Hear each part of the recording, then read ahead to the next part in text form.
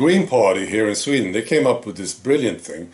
They want water to be more expensive. And I have good news about puppet globalist politicians not doing very well.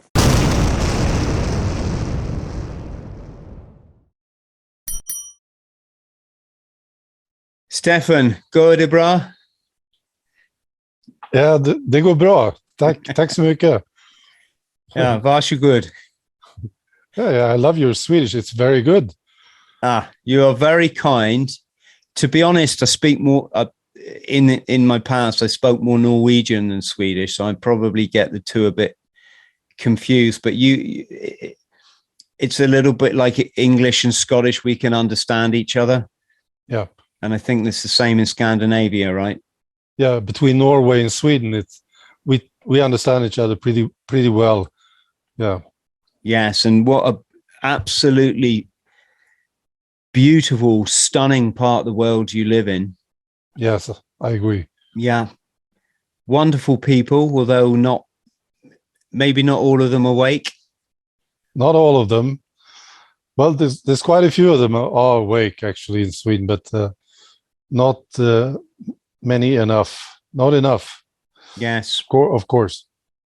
And we were just talking about alkalinity, or I shouldn't call it alkaline diet because people think you mean being alkaline, which is probably going to get you just as sick as being acidic. But we were talking pH levels, friends, that we're all living organisms have a natural pH balance. And yeah, it's not something that's talked about, is it, Stefan? It's not like a well-known thing.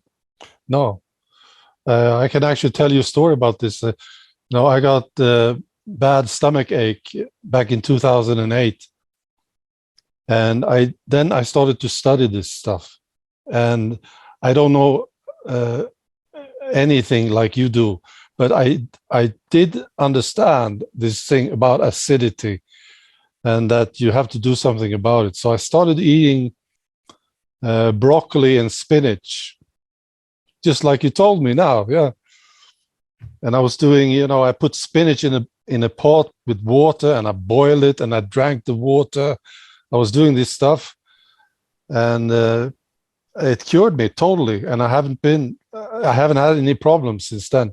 Mm. So it's absolutely true what you are saying. Of course, I mean, you should know. Yes, when I'm kind of life coaching people, I kind of start with trying to get individuals to understand that everything we've been taught, I mean like everything, not like some bits, everything is a lie. It's all the whole matrix, as I call it, is founded on founded on lies. Our education's a lie, our food industry's a lie, our medical industry's a lie, financial, the banking systems a lie. The media is by definition, it's I don't know if necessarily a lie or just a version of the truth, and it's not a version of the truth that suits people like you and I. Would you agree? Yeah, I agree with you. Yeah, this is how it is. Yes, and it's a fascinating journey when you start to realize that, okay, so this was a lie, and then you look further and you find, all right, this was a lie too. And yeah, and it goes back. And it becomes very basic. I mean, some of the lies that you see that I found are so basic, like what work should look like, what a life should be like. These very basic things are programmed in a way that people think, okay, so this is how it should be, right? And it was based on a lie. Yeah. So I agree. Yes, massively. And probably like yourself on your YouTube channel, Stefan, Sanity for Sweden, Friends at Home. You probably understand we can't say too much about the last couple of years, but when you understand it all, you have a completely different take on it all. And when you see what they've been doing to the children in schools, it's nothing. Well, I mean, it is criminal. That I think a lot of people have worked that one out. But to see teachers in education that you know, they're putting this hand sanitizer on the children 4 times a day,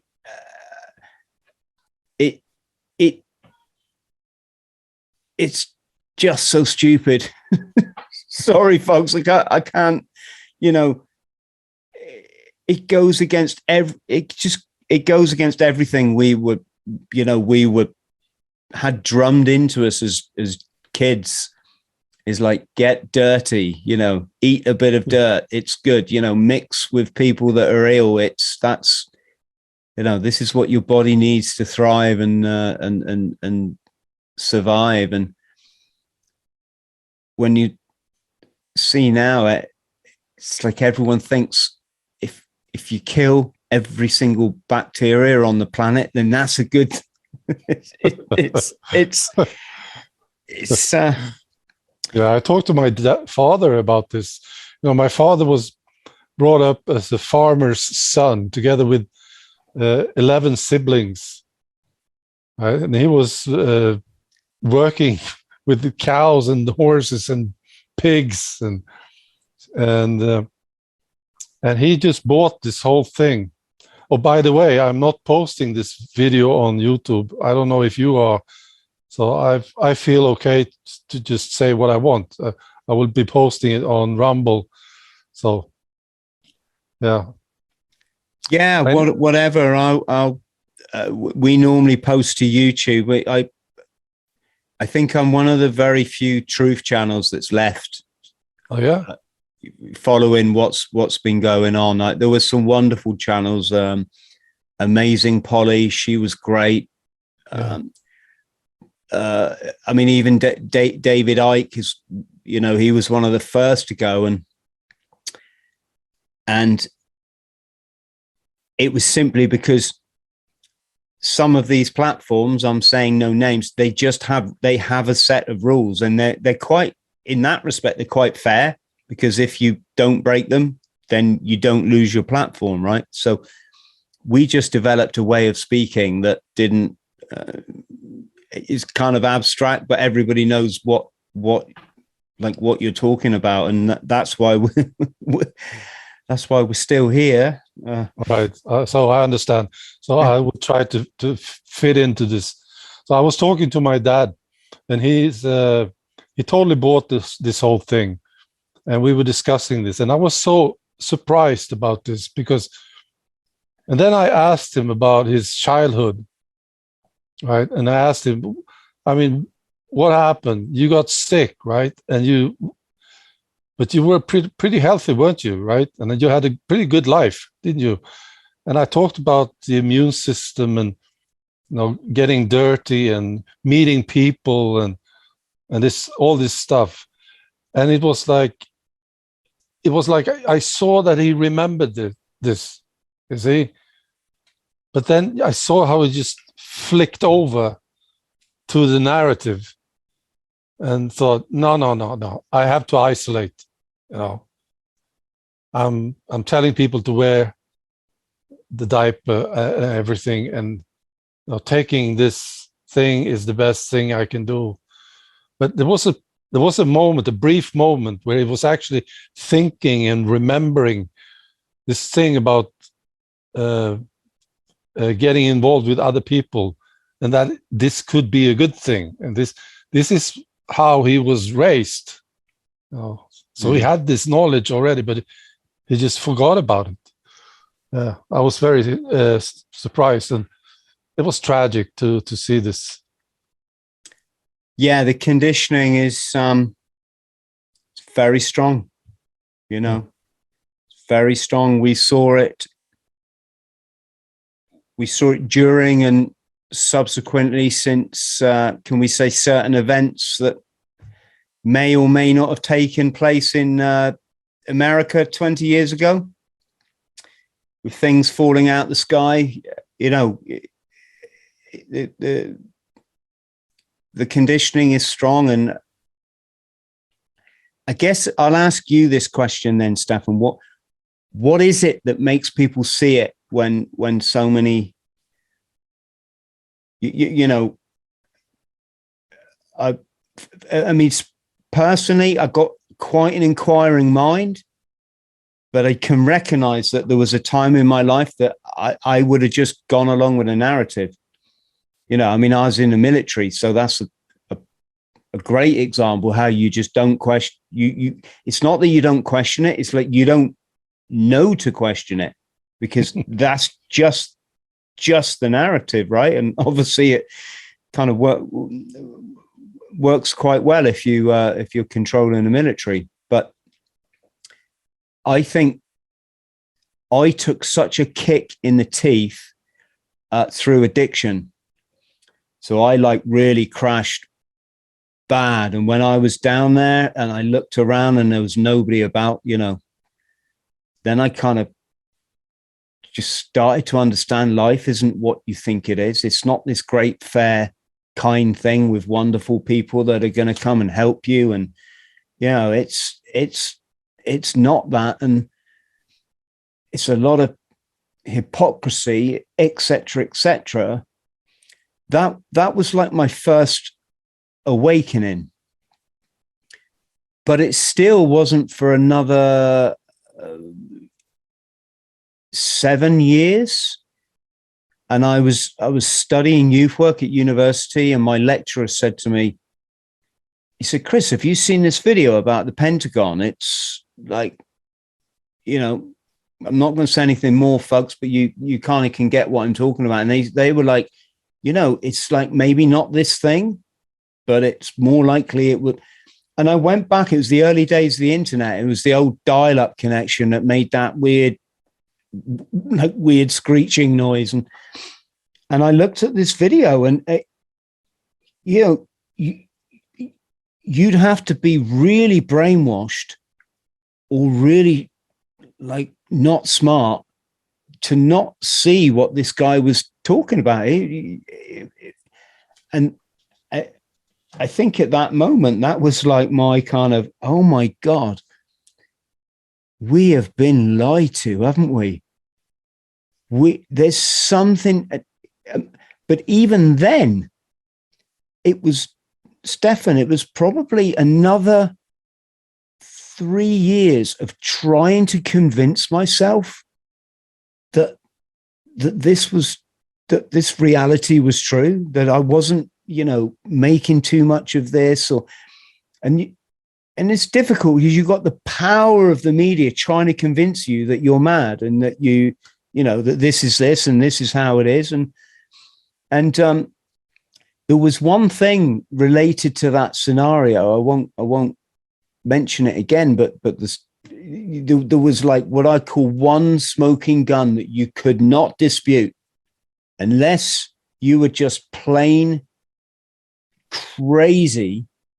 You could not dispute that this thing couldn't happen. That could not happen, right? It wasn't what this person, you know, the media was saying. And I just clung on to that. And I clung on to that long enough to then just keep doing background research and keep doing background research. And eventually it's kind of brought me full scale to what I think is enlightenment. I think I get now how it all works, and why we're lied to. So my question to you, Stefan, was there anything in particular that got you, you know, that piqued your interest and got you to start looking at life in a different way? Yeah. There was actually a very clear moment when this happened. And I was 20 years old, actually. And I was getting involved in health, I mean, vitamins and minerals in that business. Not really hard, but I was into it at the time, and then there was something happened here in Sweden. That was they wanted to regulate vitamins and minerals, and I totally understood this was destructive and evil, and I understood that they are doing it for profit. And I also saw how media was dealing with this, and it brought me to this realization that media will actually say whatever they pay them to say, and these guys who are doing it, they are not doing it they are not really interested in your health. They are just interested in your money, and they are actually interested in you being sick. So I realized this when I was 20, and this stayed with me. So I don't think I ever trusted media, for instance. Never. And I think people in general, they are sort of gullible. But I actually did an experiment once.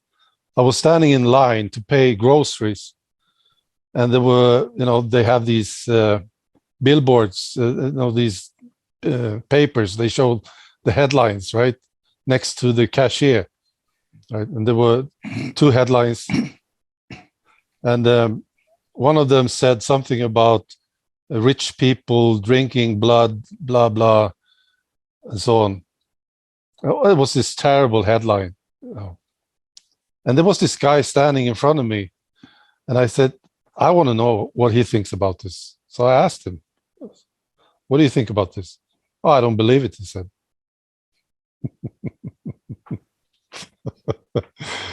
Yeah. So I think people are a bit more aware than maybe we think, but there's a situation, and I think we are. Me personally, I have been realizing over time that people are not like me. We are different, and I thought everybody could see what I was seeing, but they didn't. So then I was very happy just to find people who actually saw what I was seeing, and I also found out that there are many of them like yourself. So, but it's been sort of sad.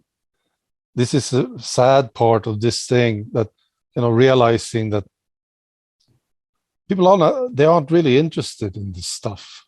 They are interested in what's going to happen next weekend, or they're interested in a car or something, while we are interested in what's going on the planet. So, yeah. Yeah, that's one thing I've noticed, Stefan, is people's long-term remembering of things is really bad. For example, I can remember what the sky was like when I was a child. I can remember because I walked to school. I remember in the summer you looked up and you had this incredible blue sky, this deep, deep, deep blue, not a cloud in the sky. And that was summer, right? And that was, not every summer was as long as every other summer, but you had 5 or 6 weeks of this kind of weather, and we had droughts and this, water shortages, this sort of stuff. Like now, it's crazy that other adults my age, they can't look at the sky and realize how different it is. And today it's just really bad. Friends at home, if you don't know what we're talking about, for those that do, like, God bless you. For those that don't, it's,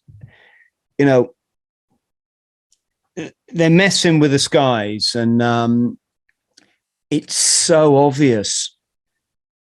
But I think I said to you earlier, Stefan, if you're not prepared to go out at 6 a.m, look at the sky, see where the planes are, you know, look at the trails these planes leave across, and then you got to go out at midday, and then you go, right, that trail there was from that.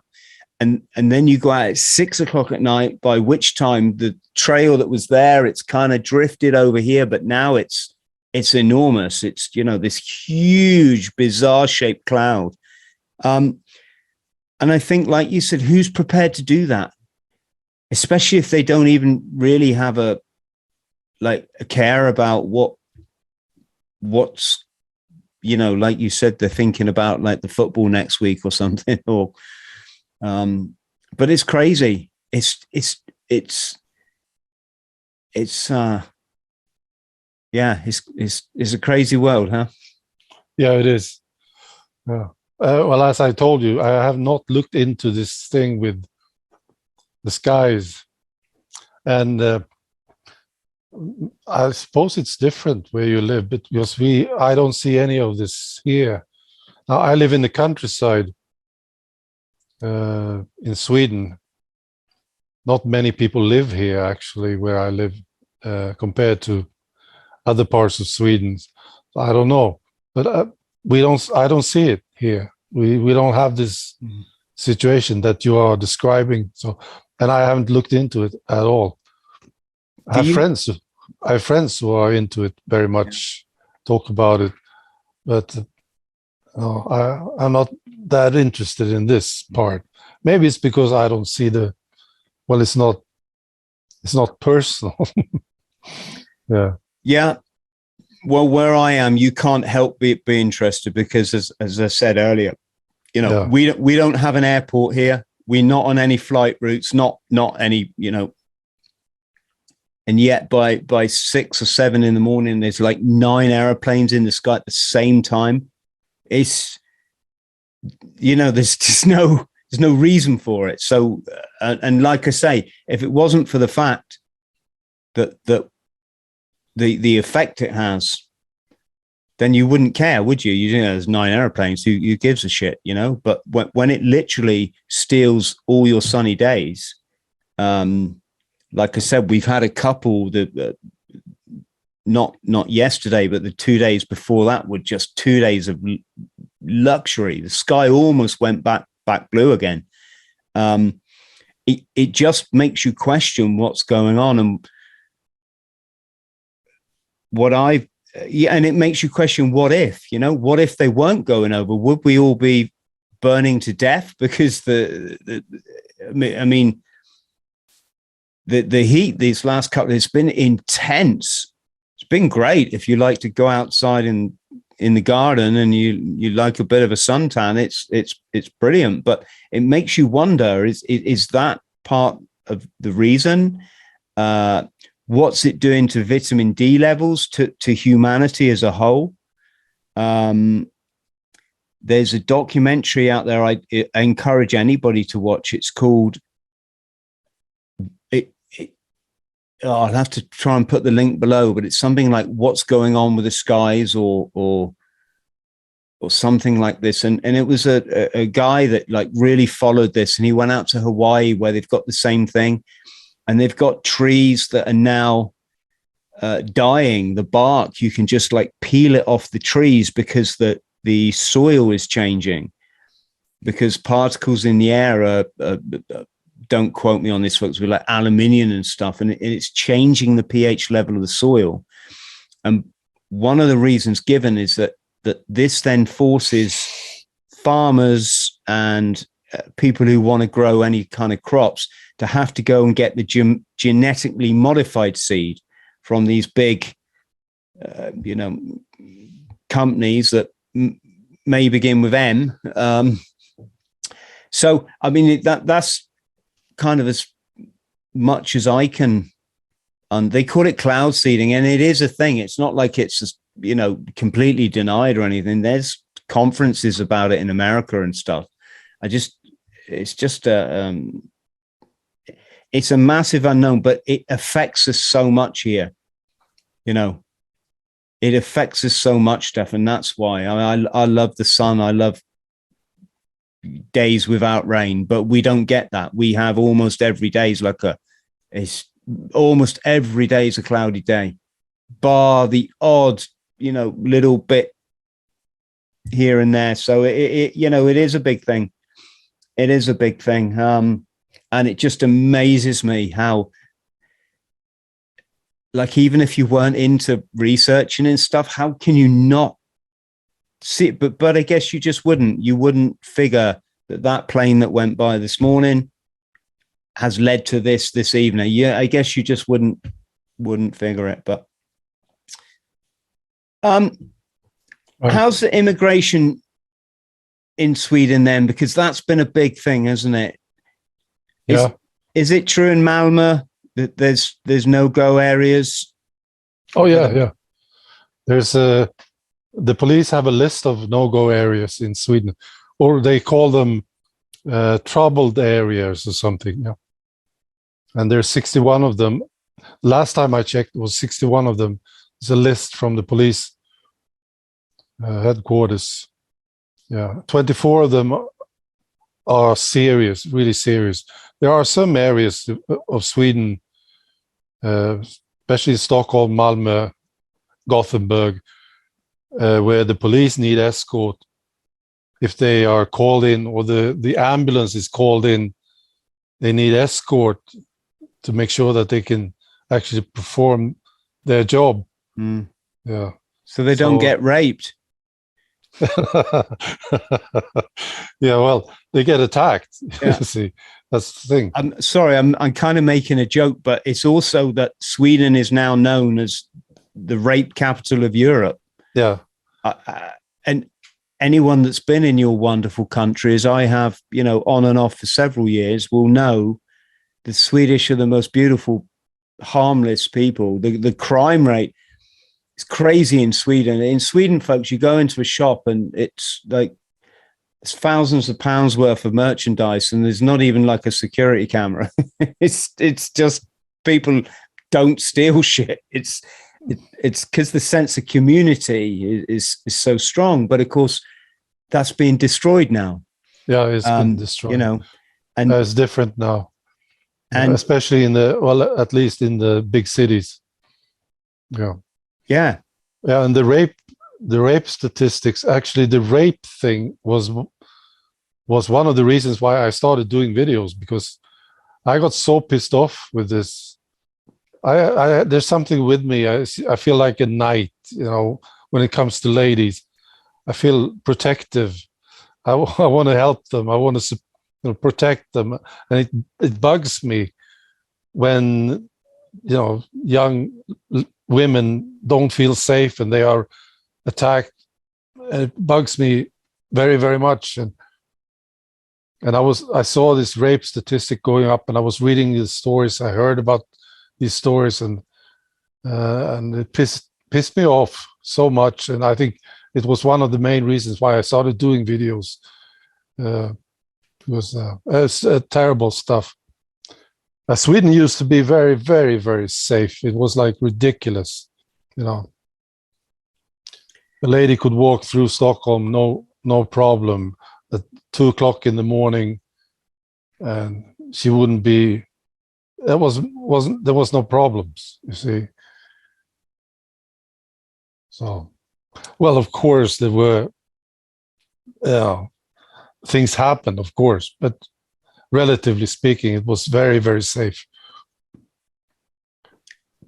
Yeah, I mean, my my girlfriend was Swedish. She was working in a supermarket in Norway, and I think they were Sudanese migrants. They came in with a machine gun, and they just shoved it in her face. She was on the cash register, the till, and they said, "Give us all the money." And she's Swedish, so she doesn't understand. She looks at them and says, "Why?" She didn't get, like, this is a robbery.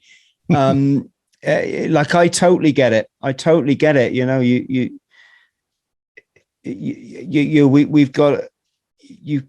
You've got individuals from cultures abroad that have never seen a woman naked, ever. like that's just completely taboo. And so they come to a country like Sweden and they see these, you know, it's fair to say, pretty beautiful women wearing what they like because it's a very liberal country. And the you know, the message that's being received is not the message that's, I'm trying to be diplomatic here, folks, but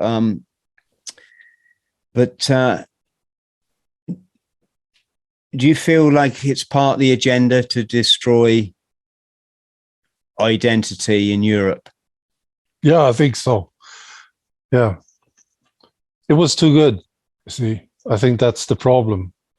I think the people that we are dealing with here, the top globalist guys, they don't like it.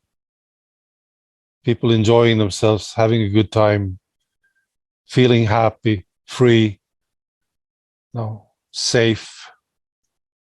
It doesn't fit their agenda. So yeah, that's and there's also, I think, a plan to sort of wipe us out. Yeah, that's what I believe. I've been listening to the politicians here in Sweden now, and it's absolutely ridiculous how they are facing the problem. How the problem is right there in their faces, and they can see it, but still they won't look at it. They just won't look at it. And if they are forced to talk about it, they will shift focus to something else and try to say that, you know, this is not the problem. Here's the problem. You know, we are going to solve this problem. It's not this one. And anyone can see that this is the problem. The problem started with mass immigration, and it will not stop until we deal with that part. Yeah, I mean, look what Canada's been through with that puppet. What's he called? Trudeau. Trudeau, yeah. Jeez, I mean, I would say, what a country full of wimps just to put up with that idiot for 2 years and let him do what he did to them and the truckers. But it's not just that country, is it? The whole world is just putting up with this stuff and going along with it. And on a positive, folks, a lot of people are waking up. And I think ultimately, truth will prevail, truth and light, because you can't put that back in a box. Whereas the lies you can expose, you know, once you start to get this and you start to see it, you can't not see it, even though like me with my awakening, it can take a while. Don't you think it's fascinating how people like yourself, you know, and I was listening to this guy, this Scottish guy, Oliver. What's his name? Oliver, you know him? He's talking on GB News. Yeah, Neil Oliver. Yeah, maybe. He used to have a really popular television series here. Yeah, so I was listening to him just now today, and he was talking. I think he's a brilliant guy, and he did his own research and came to his own conclusions, and he came to the same conclusions. That's fascinating. Now, it's not like it's not like a program, you know, like when you are educated, indoctrinated by society and the establishment is like a program, right? But these are separate individuals doing their own personal research on what is going on, and they more or less end up with the same answers. Yeah, and I think that's interesting. Yeah, it is interesting, but what I will say there, and I'm not going to like comment on any individual, but for the last couple of years, we've had a lot of prominent speakers, and to the people in the alternative community, like the truth community, they would probably think these individuals are like, they're here, they're the good guys. They're here to say. The problem is that they're all still supporting the narrative. They're just like challenging it in a slight way, you know. Again, Stefan, I can't say too much because of some of the platforms we video on. Perhaps we'll have to have this chat on our locals platform, and we can say what we want. Friends, if you can move over to our locals platform, it's free to subscribe. You can pay £5 if you want to support the channel, and that's really appreciated. But you know, so we can speak openly. We should probably have done that from the beginning, but I've been speaking in code now for the last half hour, so let's continue. But yeah, no, so many of the prominent speakers from the last 2 years, they all support a certain theory, a theory of health, or can we call it a model of health? It's not helpful, Stefan, you know? It's right. It's not helpful. They sound like they're really against the system, but if, you know, if you're still preaching, you know, if you're still defending the fact that like black is white when no black is black, then it's not, you know, it's not helpful. Does that make sense? You know, if you're not isolating the root cause, the actual truth in whatever it is, the agenda, the incident, the whatever it might be in the media, if you can't isolate the truth, then everything else is obfuscation. It's just confusing the issue. And what do the elites love? They love division, fear, control, confusion, and most of all, they love chaos. So I don't know who these people are that you're talking about, but couldn't it be like they are on the path to more awakening, and on that path they still don't get the whole thing? Or do you think that they are controlled? No, exactly. They're not bad people. They're good people. Yeah. They just are not enlightened enough.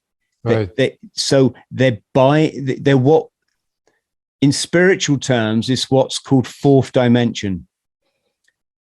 So they're no longer, let's just call it the matrix. You get the matrix, right? You know, yeah. Believe everything you see on the TV, whatever. They've realized that something's wrong. And so they've stepped out of the matrix, but rather than step to enlightenment, which is complete truth, and understanding who you are, why you're here, and you see the truth in like pretty much all things, you get caught in this I don't know if it's like a gestation period, or it's kind of like you're in limbo. You're in this middle bit. And the reason it's referred to as fourth dimension is to try to make sense of the world. You go back into third dimension and you use all the brainwashed, indoctrinated thinking that you've had since birth. So what we've seen in the last 2 years is some very great people who really want to do their best and tell people this is nonsense, wake up, like, you know. But what they've done is they've used all the apparatus of the matrix to try to explain, well, again, folks, sorry, I can't just speak openly, but you know, this is the life we've all we've all accepted. But when you understand the nature of what has really gone on, you know, for the last couple of years, you'll understand it's something completely different to what is being sold by the, let's just say, pharmaceutical companies, medical companies, doctors, you know, that they're all schooled in a very certain way of thinking, right? And if you're in that way, you're never going to understand what's really going. You're never going to know yourself. You know, they call it Gnosticism, don't they? In biblical term, Gnosticism, know thyself. When you know yourself, then you know the universe. And when you're fourth dimension, but you can only make sense of the world by going back into the third dimension, then I'm not saying it's like not helpful, but it's kind of not helpful. But you know, the third dimension is the narrative of the psychopaths, of the globalists. This is what they want you to keep believing and keep preaching and da da da da da. You know, if I can try and think of an example, Stefan, it's like somebody, like a banker that's woken up and realizes the whole banking system, this fractional reserve banking and he realizes it's a big scam, a massive lie on the people. It's debt slavery, right? A whole, it's like he realizes that and he steps out of it. And then in order to help the people, he says, right, what you want to do, you want to buy these bits of paper from me and I'm going to put some numbers on them. And right, this is worth do you get what I'm saying? He's using exactly the same system that he's trying to tell people is, Yeah, I think I know. I understand. Yeah. It would be helpful if you mention a name. Well, okay, I'll say a name, Antoine Beauchamp, folks. Ah, I see. I all understand him, right? Most important that. And your body's pH it's everything is on there, right? You know? I see. I have an example of this. I think I understand what you're talking about because we have this comedian here in Sweden who's very, very popular here in Sweden. And there was a point during this whole thing that happened during the last 2.5 years where he started to speak up, and said, no, this is wrong, no, you can't do this. This is wrong, right? And I got very optimistic about this guy. And I thought, wow, this guy is now maybe waking up. Maybe he will now help us, help people understand what is happening. And he was walking on that road to truth, you might say, right? And then all of a sudden, he just shifted back. It just turned away again and went back to his old me. You know what I mean? Mm. And it was pathetic to see this. So I think I understand what you're talking about. If you really want to help, then you have to go all the way. Some people are on the path and they haven't got it yet, but you have to walk all the way if you really want to do something. Yeah. Sorry, for friends at home, if you're getting lost in all of this, and I completely get it, like, don't sit there freaking getting upset and criticizing the channel. We're asking people to support us on locals so we can just have a conversation. But I can't have a great guest like Stefan on my show and then do it on locals where we've got 100 people, when we've got 70,000 on YouTube. Do you understand? This is like 2 hours of Stefan's time, 2 hours of my time, plus with an hour communicating in we have to pay our bills like everybody. I think a lot of, do you get this, Stefan? People think you should work for free if you, like, you get this a lot, Why is there adverts on the video? Why do you think there's adverts? Because, like, I've got a family to feed. Yeah, I see. Yeah. I don't get that. No, I'm retired. So, so I'm fine, but I totally understand. Yeah.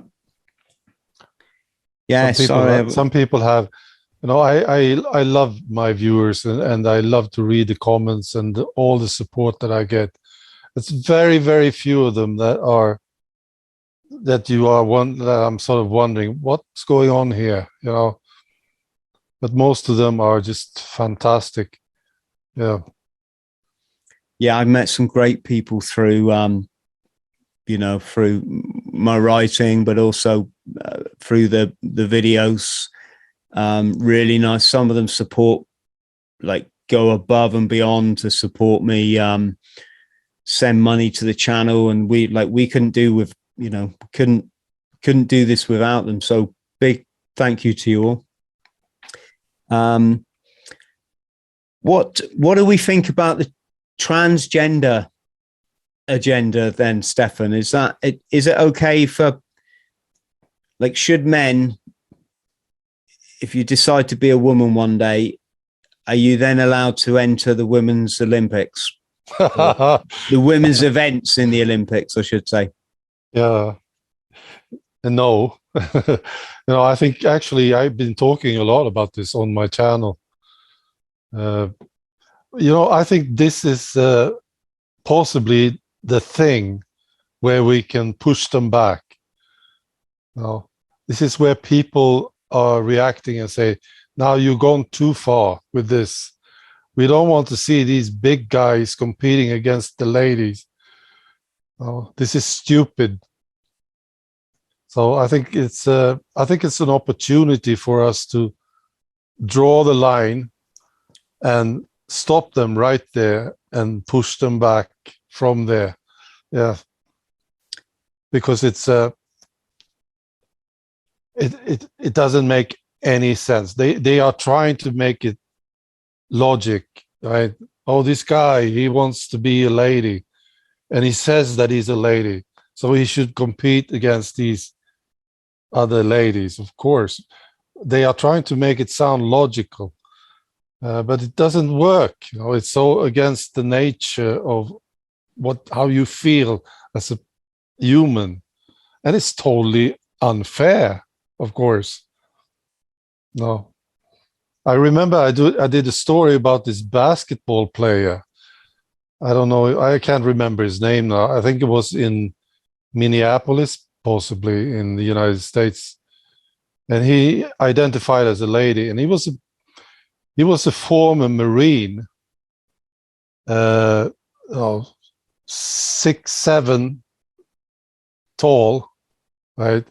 Big guy, with big arms and everything. It was a Navajo Indian, I think, originally. This big guy, that you would actually be sort of intimidated by if you met him, right? And he was playing basketball with the ladies, and there were pictures of this as they were standing beside the court during a timeout, and he was like so much taller than the girls, and they were like looking up to him, and they were talking, and it was just stupid. Yeah. Yes. Yeah, there's a lot going on there. I was chatting about this in a podcast yesterday. So what are we seeing now? We're seeing a focus on identity. So focus on the individual. So that's ego, keeping people in their ego, as opposed to seeing the bigger picture.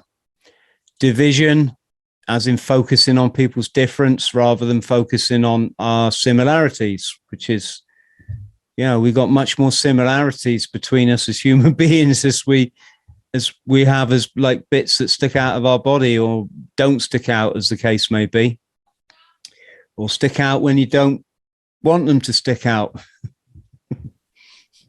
work that out, folks. But yes, but moreover, it's again order out of chaos, confusion. It's a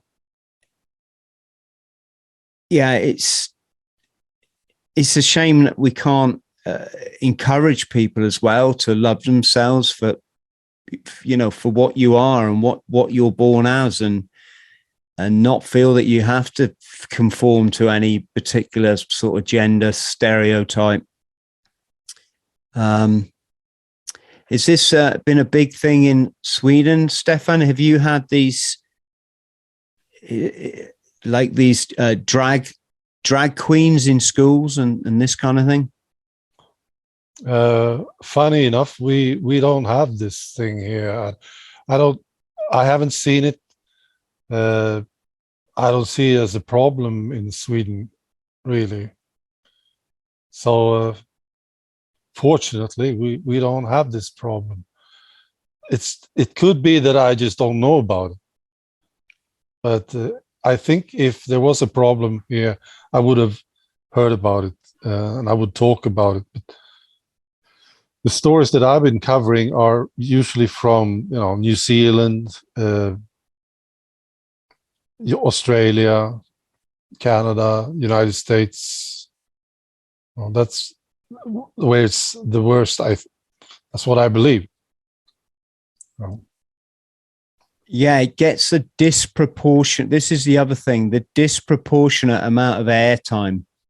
So it's like always, you'd think if I went out my front door here, I'm going to meet the first 10 people I'm going to meet, like 6 of them are going to be transvestites or some, that's the way the media, and yet, let's be honest, it's incredibly rare.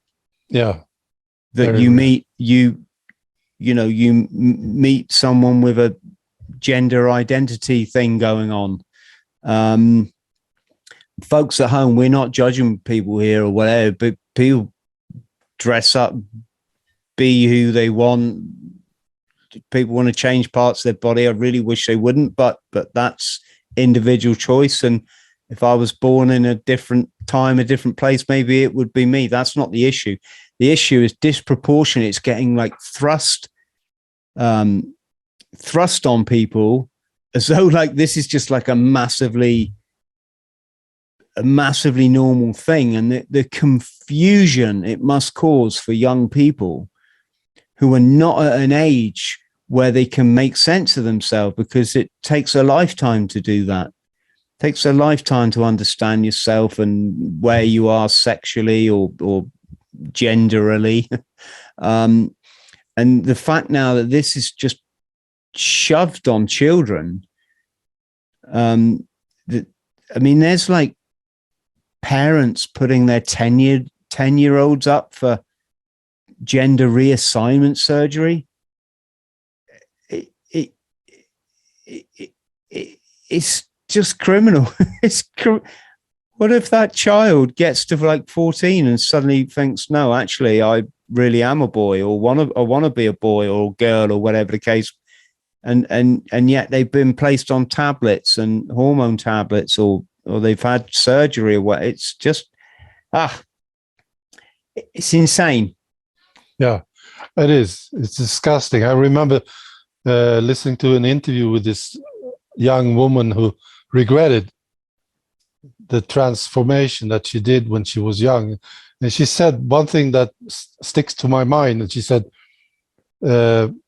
she was told when I think she was 12 years old, she heard this, she was told this, that if you are listening to a recording of yourself, you hear your voice on a recorder,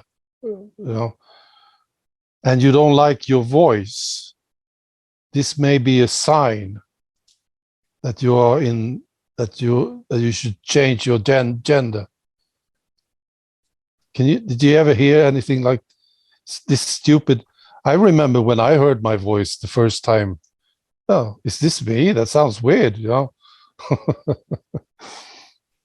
Takes some time to get used to it. No, I don't sound like that, do I? That's not me, right? So that kind of that's insanity was what they are feeding to the kids. I think it's criminal. Of course, should be stopped.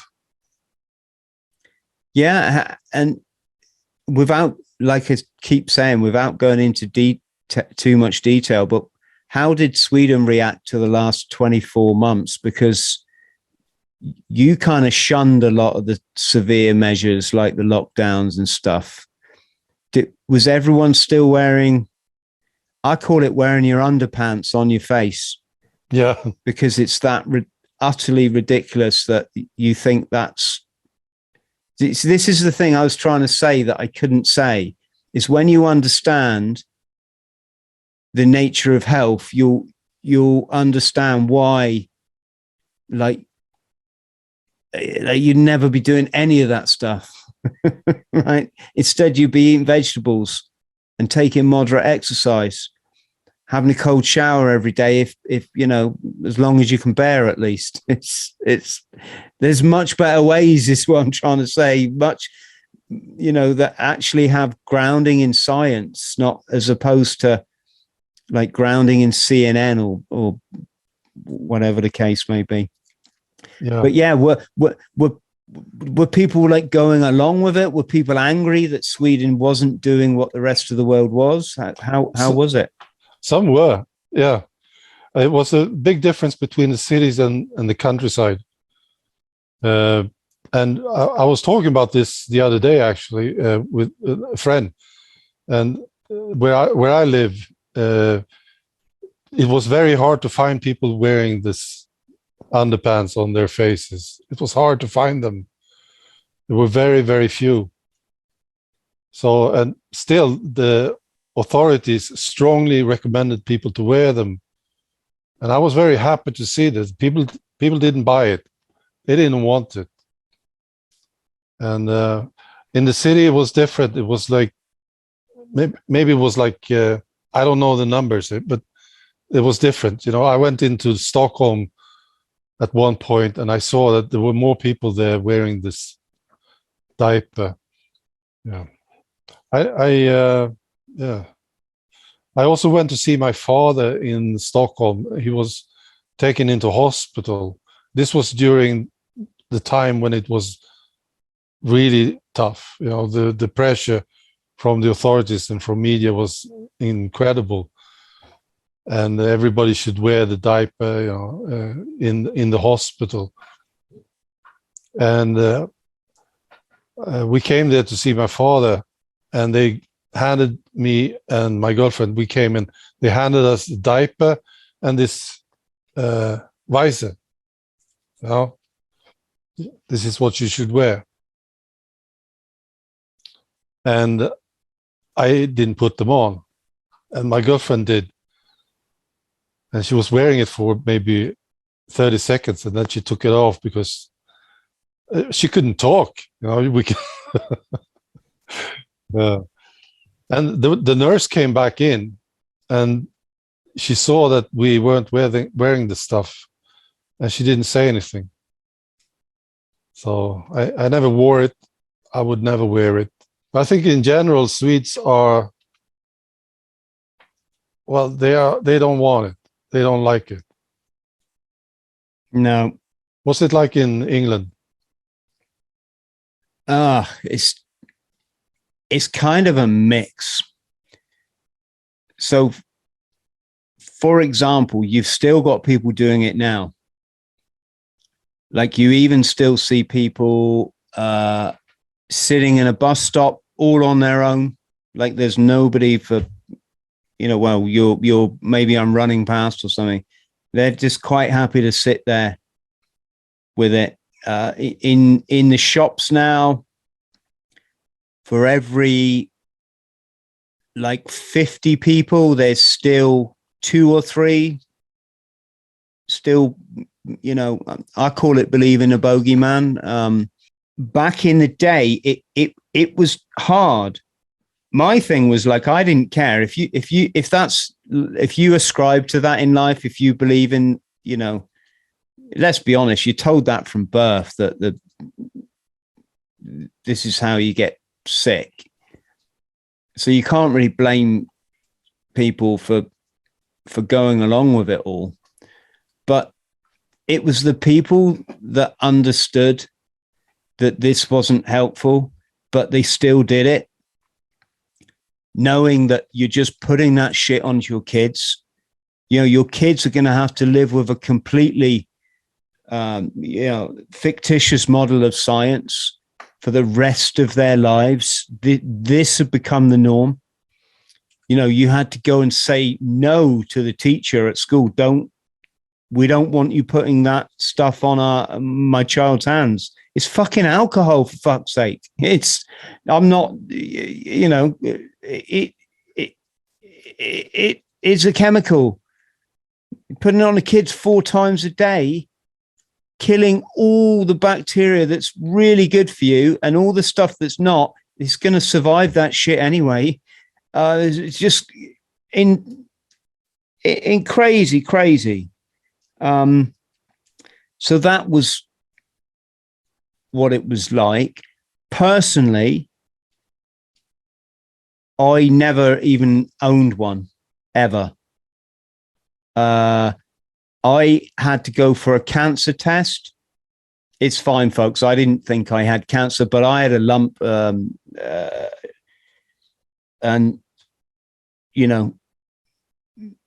decided my doctor said I should go and get it checked out. It turned out to be absolutely nothing, but, so I'm going for a test for cancer at the hospital. And they said, when you get here, you got to wait outside in the car park. You got to put this thing on, and then we'll come and, at your specific allocated time, we'll send someone out to get you. And I said, yeah, okay. But, I won't be wearing that thing. She said, why not? I could have said I'm exempt. I could have, but no, I just said I don't wear one. Sorry. Yeah, I'm not being selfish, folks. It's I get what it's all about. There's no fucking way I'm going to be part of the New World Order agenda that's enslaving the children. If I wasn't a parent, I probably wouldn't give a shit. I mean, I still wouldn't do it. But I'm a role model, for crying out loud. You got to defend children, not go along with this crazy stuff. So I said to her, no, sorry, I don't, She went, what? She said, oh, well, you can't come for your treatment then.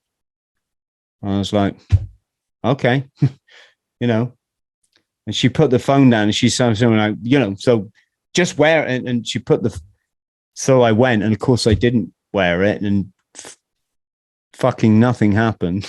Of course, because there's no actual, yeah. So that was, that was how, I mean, I got, I wouldn't say upset, but I had some serious conversation with people that I know, they know better. And yet they were putting this thing on to go for their shopping. And I'm like, what are you doing? Oh, and it just makes it fuck off. It's not making it easier for the children.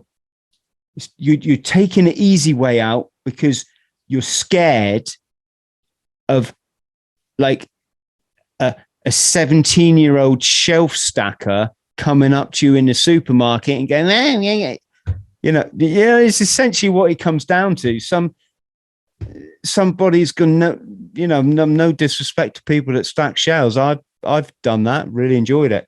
But it's not like they're going to send you to prison for 100 years or something. It's like someone who puts cans of tuna on a shelf and they got too big a mouth, right? So you just turn around, and I did it lots of times.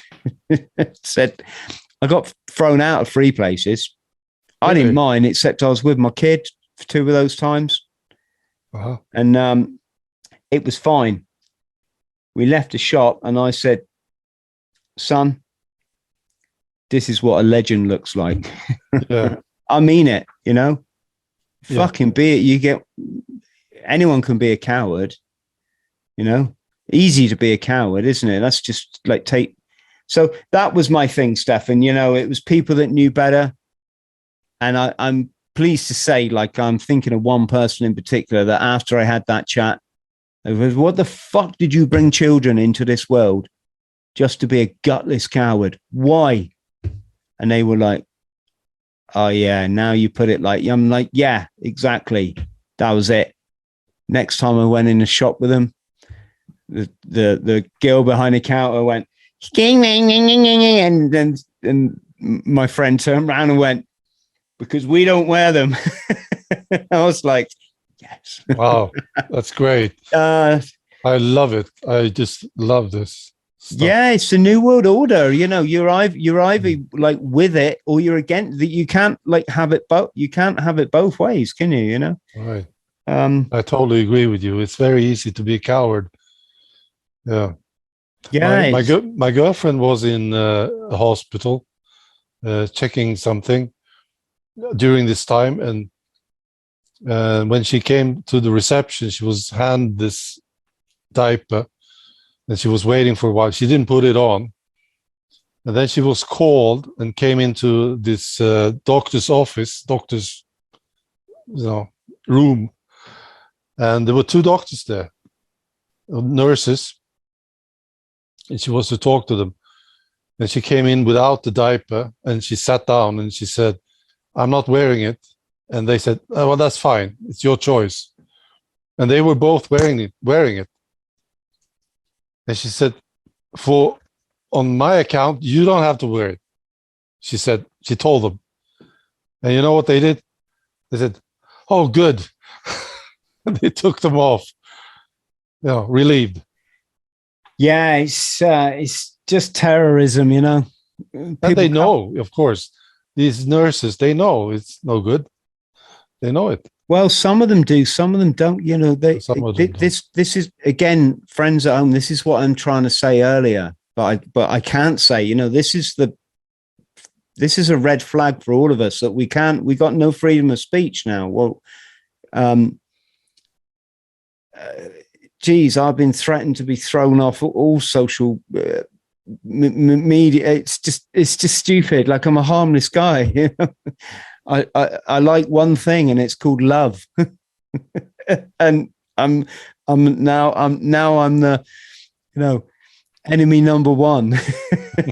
This is the world we live in. But what was I saying? Can't remember. What a surprise.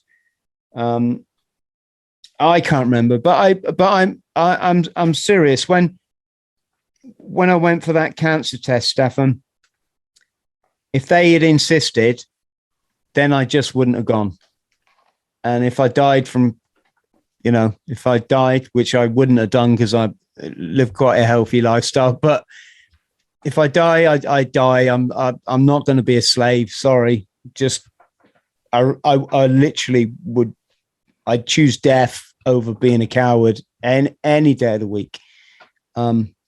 It's a great place to be. It's a great way to live your life. It's just so easy, you know. It's like there's a decision. You go the way that you can look yourself in the mirror, and I'm quite happy about that. Good, very, very good. You know, I hear this from other people too. They say this is important, and some people say, this is the hill where I will die. Yeah, they are willing to die for this, and I applaud this. You know, not that I want people to die, but there is a line. No, this is where we draw the line. You are not pushing me over that line. No way. The whole thing. I feel exactly the same. I mean, the whole thing was so farcical. Can't think of the right word. I mean, I don't know if you had this in Sweden, Stefan, but we've got this situation here, right, where allegedly all these people are dying, right? You know, in hundreds of thousands, certainly tens of thousands, right? You looked out the window, you didn't actually see anyone, but according to the news, right? Incidentally, somebody put a freedom of information request to the government to say actually how many people did die, right? Under the age of 16, it was like 2 people, right? No, I've done 2 videos on it, right? You can put this freedom of him, right? Who died of that actual thing, right? Which, again, you know, if you want to believe in that stuff, that's up to you. But if you do believe, if you do believe in that theory, it was like in the age group 30 to 50, 4 people, right? This is what locked down the planet, the whole country, right? Was that between the age of 30 and 50, 4 people died. Folks, if you think this is like, you're like, what did, it's a free, I've done 2 videos on it. You can put a freedom of information request to find out how many people died from that thing that we were, right? We're talking what they call like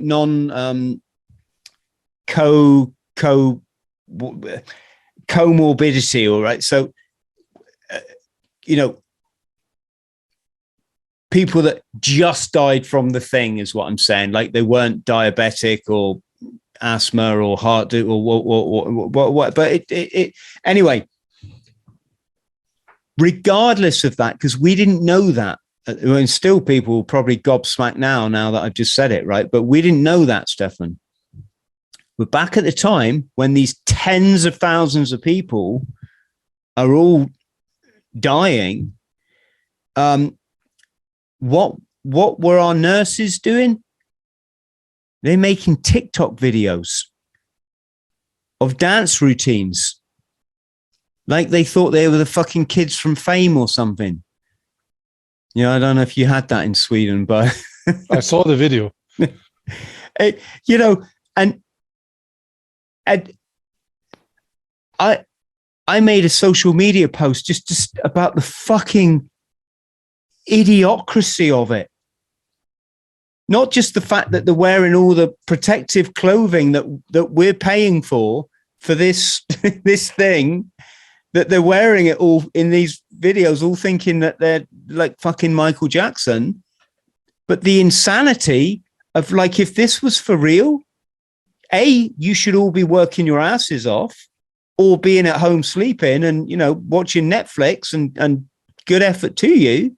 But also, like, have some fucking respect for the families who've lost these tens of thousands of people. This is not how you behave. This is like, it's like desperate celebrities, right? Or desperate to get like 5 minutes of being a celebrity. And you're not, you're a nurse. You work in a hospital. And I'll put a social media post, and I just literally posted one of those dance routines, and I put like a comment like, oh, that's right. I put, oh dear. That's all I put, right? Fucking hell. You'd think everyone was a Facebook Karen. Right. I literally come under attack. All I put was, oh dear, right? You either get it, folks, or you don't. If you think that's like wonderful, then that's, you know, that's fine. We just got a very different take on life. Yeah. So how is people around you reacting to you these days? Do you still have some of the old friends, or did they all turn their backs on you? What happened? I think it made me reevaluate the concept of friendship. And I had an awakening there, I'd say. And it suddenly made me think, how the fuck did I ever think somebody who calls me conspiracy theorist was my friend? And why would I want them to be? And it was a release. It was enlightening, Stefan, you know, and I looked at some people that I'd been like, you know, quote unquote friends with, some of them for a long time, some of them like I got on really, really well with, but I just asked myself the question, like, I can't talk to you, you know? I literally, as an adult, I'm 52 years old. I don't want to pretend that I'm friends with someone. I can't talk to you. You don't have to like understand what I'm saying. You don't have to buy into it. But like, I should be able to talk to you. And yet, you know, I had friends who literally, you just couldn't talk about life. And I want to talk about life. I've traveled the whole planet many times over. I love life. I think it's fascinating. I don't like being screwed over by the NWO.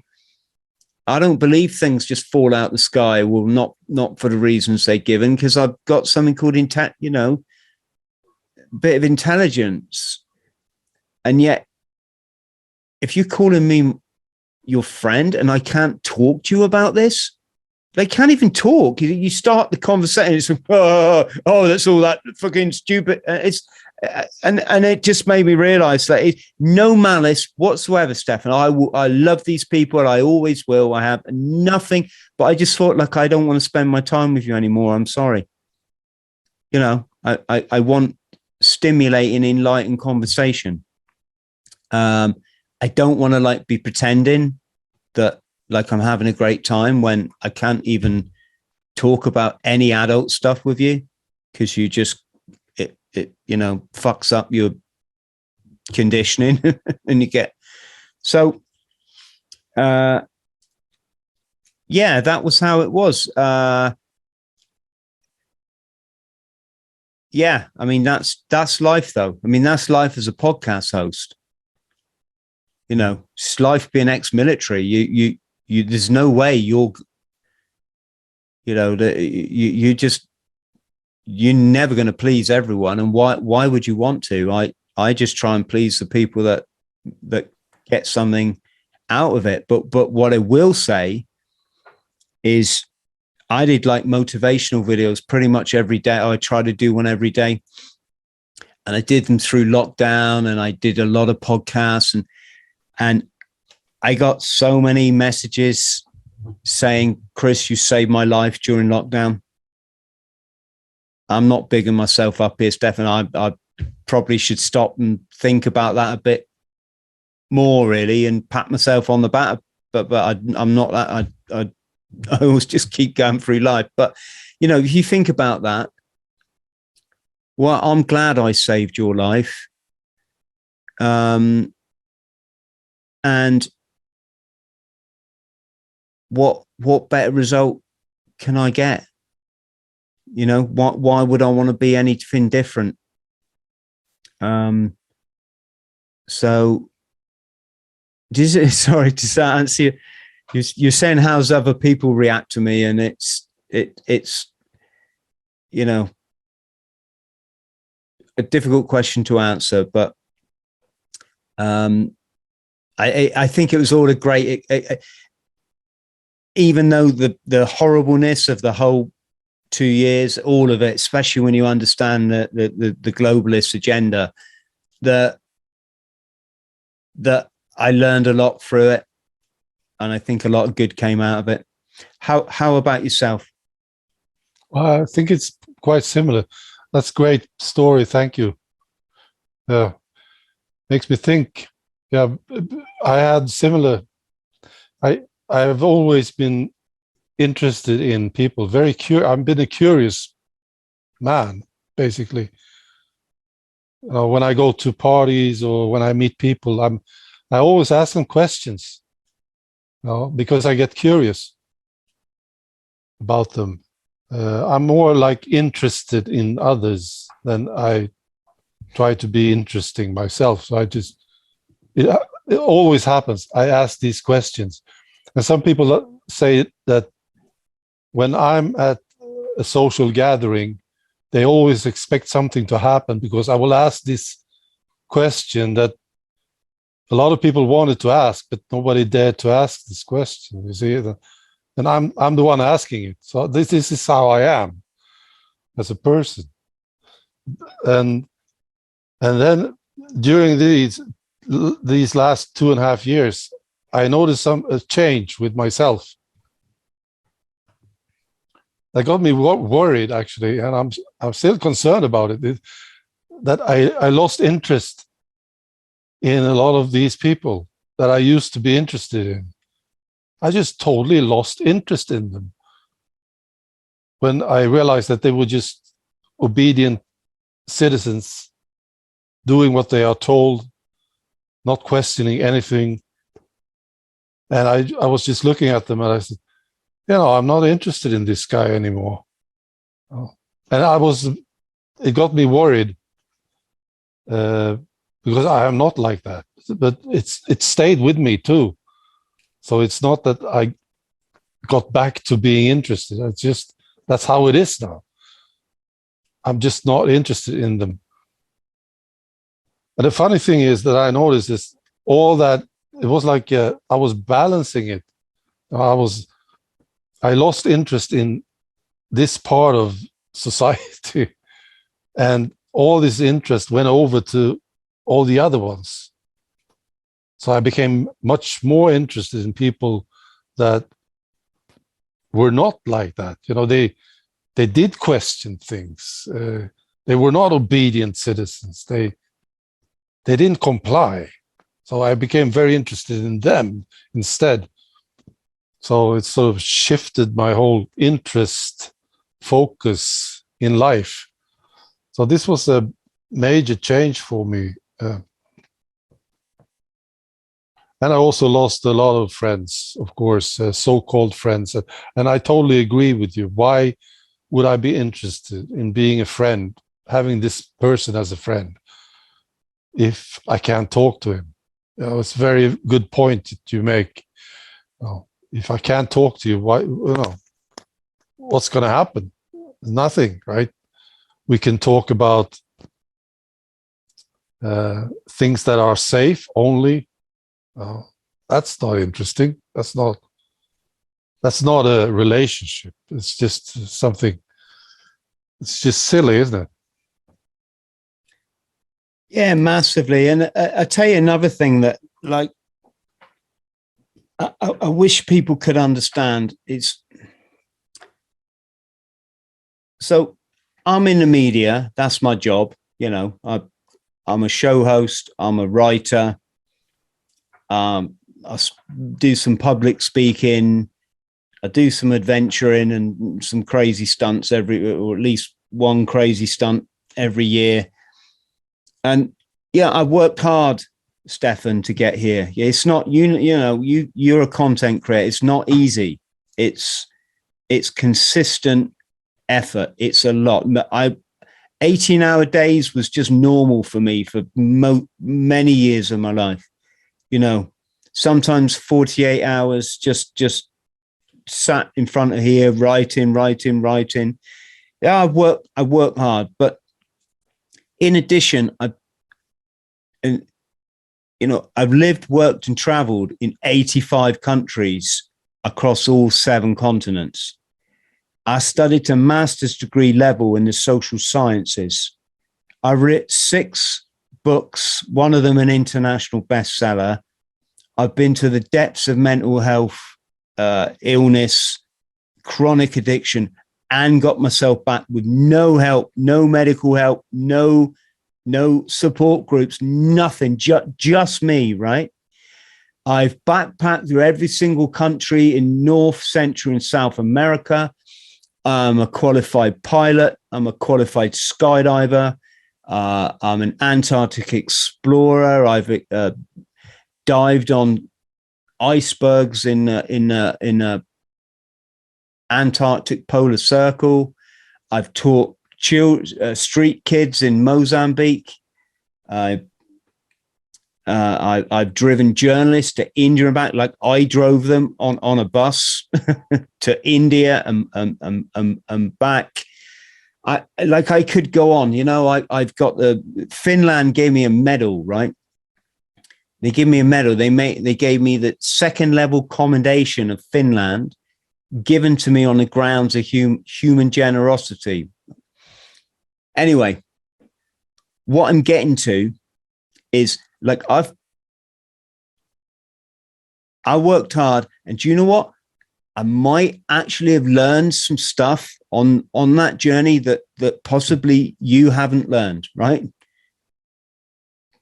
No disrespect, but like you've worked the same job since you left school, or maybe you've had like 2 jobs, but you know, you the furthest you traveled is Ibiza. I don't care. I fucking love Ibiza. I wish I was there now.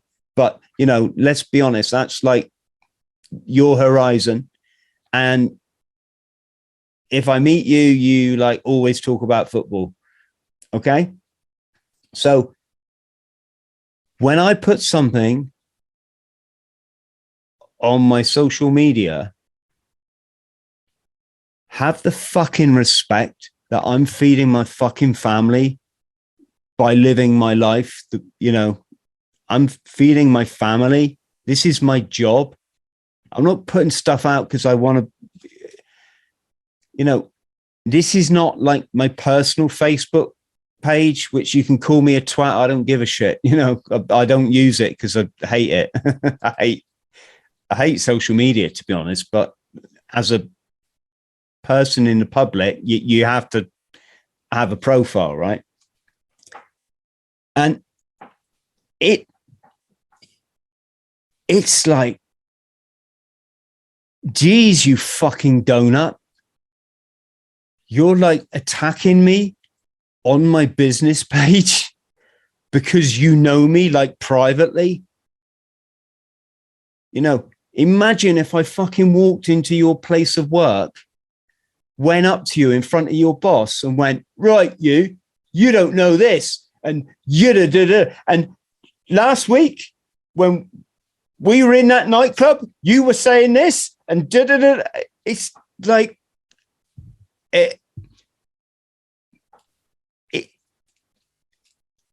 intelligence is gone, Stefan. Idiocracy rules the day, right? And I tell you what, I don't put up with it, right? If you've got that little respect for me and what I might actually know, because like your mates down the pub have taught you different, you fuck off. Sorry. Goodbye. I'll hit that button, you know, and I it's like, it's not like I want to be like that, or I'm an angry person, or I'm a narcissist, or an ego, you know, that I can't be argued. It's like, dude, argue with me, but like, do it in private. This is my business. There's people out there that they rely on people like me for information to keep them alive, to keep them focused, to keep them fit, to keep them on top of their health, to keep their mental health, you know. And sorry, just went off on one there, Stefan, but it's, you know, this 2 years has been, one person wrote to me, she said, since when did you turn into this horrible person that I never met when I met you at this party, right? So again, talking about my personal life, like on my business page, right? Okay. And like I wanted to reply to her, what happened to that horrible, that lovely little person that you knew? Is that lovely little person is currently running 100 miles at my own expense, sleeping in a sleeping bag in the rain to raise money to save a little girl from cancer.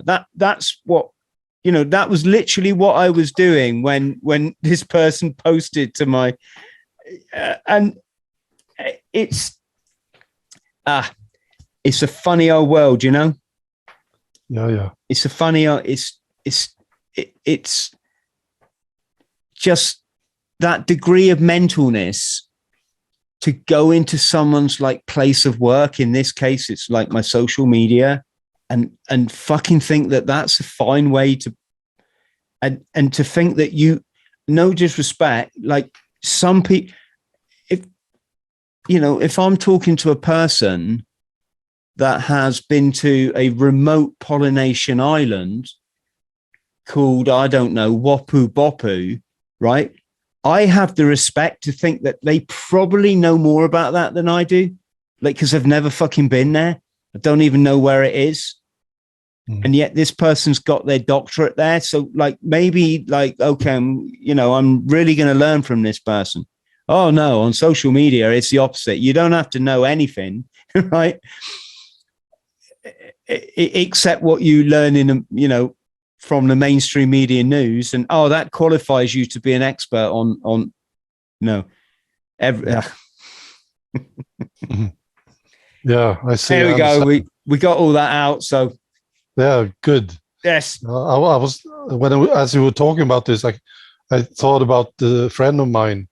It's a friend of my girlfriend, actually, and she's a friend of mine too.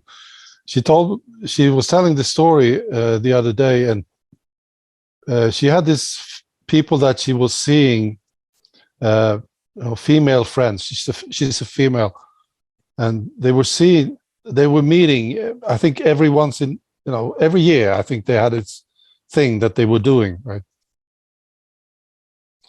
And this lady.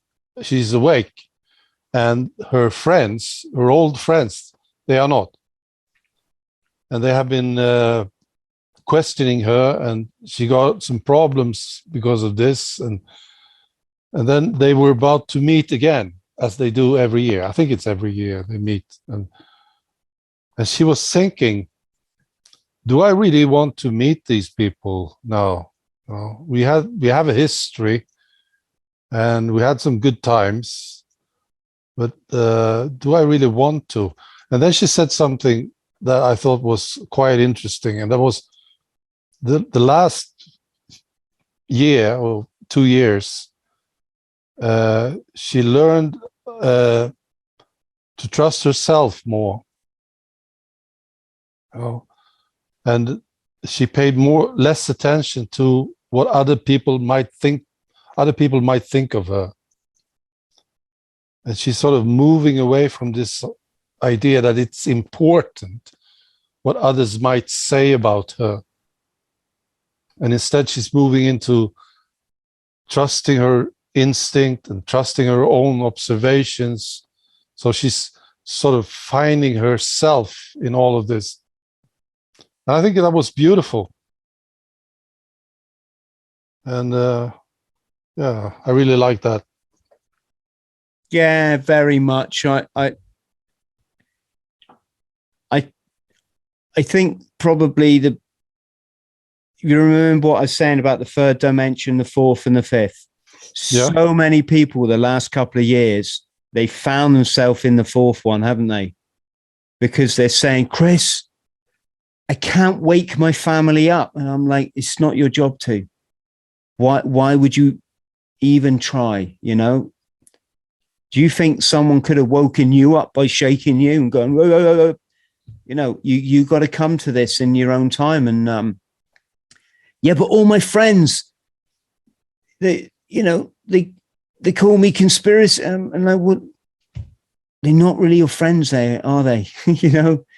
But the beautiful thing there was, Stefan, is everyone met online, and then we went to big meetings in London. You call them rallies or protests, but I don't like that. But hundreds of 100,000 people, all who you don't have to explain yourself. They get it, but they get it. And I think it was, it was a good time. I can imagine. Good that something so positive can come out of this wanton destruction. Yeah. I mean, a few people say this, and I agree with this. This is the most positive part of this whole insanity, is that we are finding friends, and we are getting together, we are uniting, and we sort of. So a guy told me, he grew up with the family, of course, but he never felt really that this was family, but now he found the family. When is meeting all these people and you can see it in their eyes, can't you? Me and my girlfriend, we were at this rally a few weeks ago, and I was speaking there, and then I saw these people, and I saw it, and they came over and they talked. And there's a connection that is an immediate connection, and you just like them, Yeah.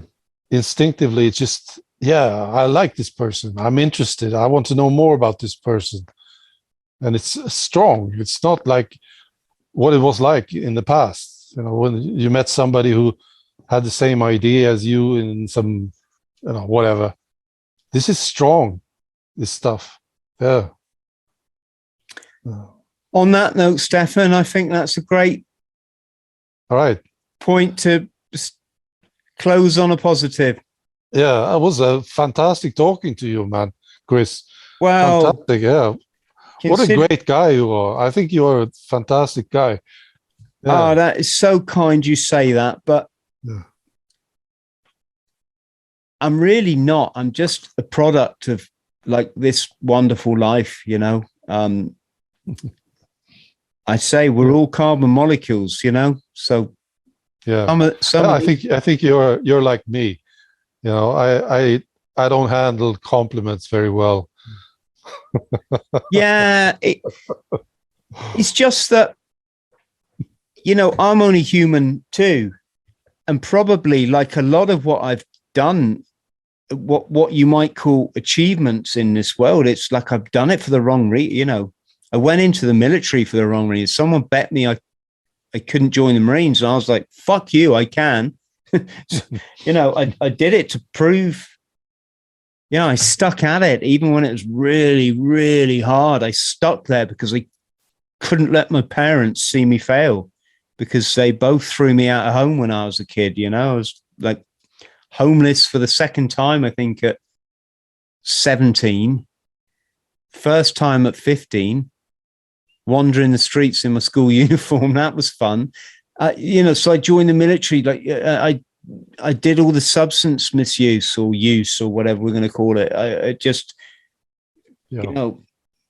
trying to find answers and whatever. But so it's very kind you say so. I really appreciate it. That is really kind you say that. But it's so nice to meet you and to, you came on my show as my guest, and you've asked me more questions than I've asked you. And I think that's great. kind of you. But it was great talking to you. I enjoyed it very, very much. So thank you very much for doing the work. No problem. And if you want to have another chat again, and you put this video on your channel, I'll put it on mine, or whatever works. That would be really kind. Yeah, of course. I will post this on my channel, of course. Yes. I know my viewers will like this. Yes, we'll give my massive love to Sweden. I've just had such a great time all over Scandinavia, but particularly in Sweden. Yes, I'm thinking of many good times. I think I slept in a judo gymnasium in Malmö one night when I was raising money to go and work in Africa. It's Carly's Caviar. Ah, that's the best one. I wish we could get it here. Yeah, it's pretty good. Yeah. Carly's Caviar. You can have that on anything. Yeah, it's good. Yes, it's good. Yes, wonderful. So anyway, it's great talking to you. Yes, I would love to do it anytime again soon. Otherwise, I hope you have a great time, that you're doing well, that you get the appreciation that you deserve, and that we will do well. All of us. Yes, we will. We're getting there. We're on an incredible journey, and it's going in the right direction for each and every one of us, even when it doesn't seem like it is. That's right. Brilliant.